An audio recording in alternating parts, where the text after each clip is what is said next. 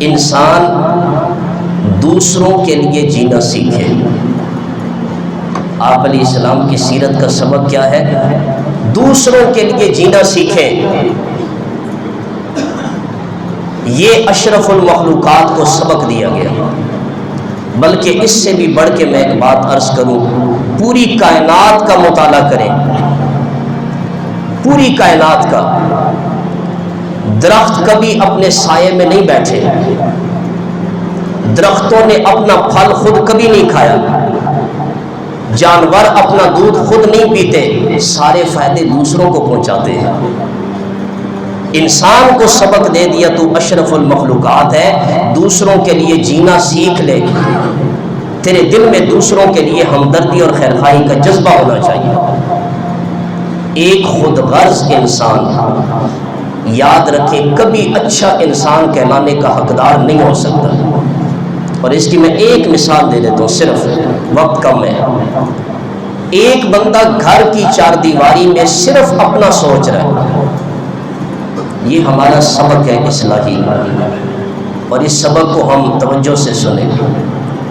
ایک بندہ گھر کی چار دیواری میں صرف یہ سوچ رہا ہے میرا کپڑا اچھا ہو، میرا جوتا اچھا ہو، میری سواری اچھی ہو، میرا گھر اچھا ہو، میرے بچوں کا کھانا پینا اچھا ہو، میرے بچوں کا لباس اچھا ہو، میرے بچے جس سکول میں پڑھے سب سے اچھا ادارہ ہو۔ اپنی چار دیواری سے باہر نہ پڑوسی کی طرف نگاہ اٹھتی ہے، اپنی چار دیواری سے باہر نہ رشتہ دار کی طرف نگاہ اٹھتی ہے، اپنی چار دیواری سے باہر نہ محلے داروں کی طرف نگاہ اٹھتی ہے۔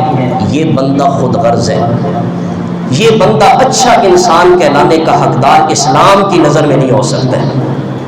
اسلام کیا کہتا ہے؟ جہاں آپ اپنا سوچتے ہیں، مسلمان ہونے کے ناطے تیرے دل میں چار دیواری سے باہر دوسروں کے لیے بھی خیرخواہی کا جذبہ ہونا چاہیے۔ اوروں کے لیے جینا یہ بہت بڑا کمال ہے، ورنہ آپ دیکھ لیں کہ جو بندہ اپنے لیے جیتا ہے یہ تو ہر انسان ہے، کمال یہ ہے کہ بندہ دوسروں کے دکھ درد بانٹنا شروع کر دے۔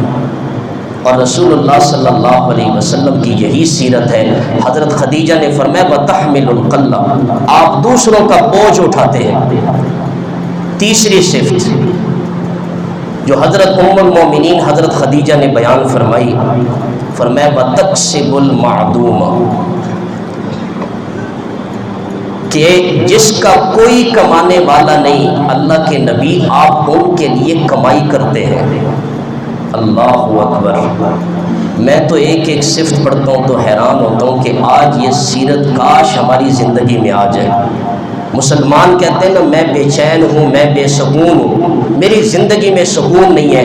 خدا کی قسم زندگی میں سکون آتا ہے کہ دوسروں کے ساتھ محبتیں بانٹنا شروع کر دیں۔ اب مجھے پوری تحریر یاد نہیں ہے، چند دن پہلے ایک عالم نے مجھے تحریر بھیجی، جاپان میں اس چیز کا لوگوں نے ایک آرڈر جاری کیا حکومت نے، بس ہر بندہ اپنے دائرے میں رہے، اپنے لیے سوچے۔ نتیجہ کیا نکلا؟ اکثر لوگ اپنے گھروں میں مر گئے، ان کی لاشیں مہینے دو کے بعد ملی۔ ہر بندے کو اپنی فکر، بس انہوں نے کہا بس یہ ہمارا نتیجہ ہے اس کا، جو اپنے لیے جینا سیکھتا ہے صرف کائنات میں، معاشرے میں اس بندے کی کوئی وقت نہیں رہتی۔ اور جو دوسروں کے لیے جینا سیکھ لے، جس کے دل میں دوسروں کے لیے محبت ہو، اللہ کریم دنیا میں بھی اس سے سرخرو رکھتے ہیں، آخرت میں بھی سرخرو رکھتے ہیں۔